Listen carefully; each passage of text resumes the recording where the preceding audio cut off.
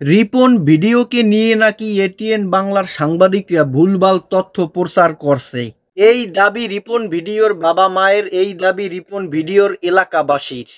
আসলে রিপনের সম্বন্ধে আপনি আসলে কি জানেন? রিপন ছেলেটা খুবই ভালো, মানে একবারে গরিবের সন্তান, একবারে হীন দরিদ্র, যেটা মানে অসহায়।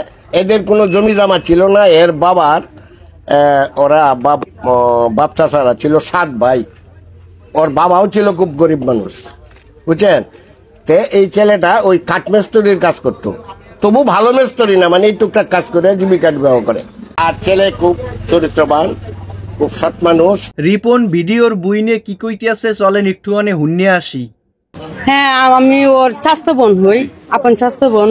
কিন্তু আমার ভাই খাবার দেয়, কিন্তু আমার চাচা খাবার নেয় না। বিয়ে লইছে পর থেকে অনেকদিন আসিল তো এই জায়গা। তারপর ওই যে আমার চাচায় ওদেরকে বাই করে দিছে, আবার নন্দুরা পরে জায়গা কিনে ওই জায়গা বাড়ি করে দিছে। ওখানে আপনার বাড়ি থাকতেছিল? হ্যাঁ। আচ্ছা, এই যে তাহলে মিথ্যা অভিযোগ ছিল আপনি বলতেছেন রিপন নিয়ে? আমার চাচা ওরা মিথ্যা কথাই বলছে। কি কারণে? এটা বলতে পারি না যে খেয়াল লাগি। হ্যাঁ, মিথ্যা কথা বললো আমার চাচা।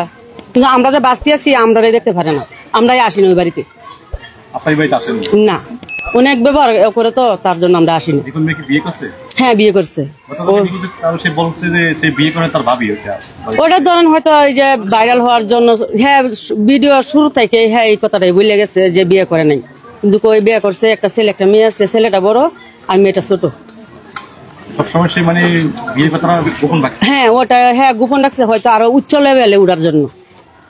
সে তো এমনি অনেক উচ্চ লেভেলে চলে গেছে। না, ও চলে গেছে ঠিক আছে, কিন্তু হ্যাঁ চলে গেছে। হ্যাঁ বলছে যে ধরেন হ্যাঁ বিয়ে যে লইছে, হ্যাঁ এটা গোপন রাখছে হয়তো আরো উচ্চ লেভেল উঠার জন্য। রিপন ভিডিও নাকি তার বাবা মাকে ভরণ পোষণ দিতে চায়, কিন্তু রিপন ভিডিওর বাবা মা তার কাছ থেকে কোনো টাকা পয়সা নিতে চায় না। এখন আসি আসল কথায়। আমরা বাংলাদেশের মানুষ প্রতিদিন টিভি চ্যানেলে খবরাখবর দেখি, বাংলাদেশের অবস্থান এবং বাংলাদেশের মানুষের অবস্থান জানতে পারি। এখন সেই সাংবাদিকরাই যদি আমাদের ভুলভাল তথ্য দেয়, সেই সাংবাদিকরাই যদি হলুদ সাংবাদিকতা করে, তাহলে সেটা তো আমাদের সাধারণ জনগণের দোষ না। এভাবে যদি বাংলাদেশের গণমাধ্যমগুলো মানুষদেরকে ধোঁকা দেয়, তাহলে কিন্তু গণমাধ্যমের প্রতি মানুষের ঘৃণা জন্ম হবে। গণমাধ্যমের উপর থেকে মানুষ আস্থা হারিয়ে ফেলবে, তাদেরকে আর কখনো বিশ্বাস করবে না। ভিডিওটি ভালো লাগলে অবশ্যই একটি লাইক দিবেন, চ্যানেলটি সাবস্ক্রাইব করবেন।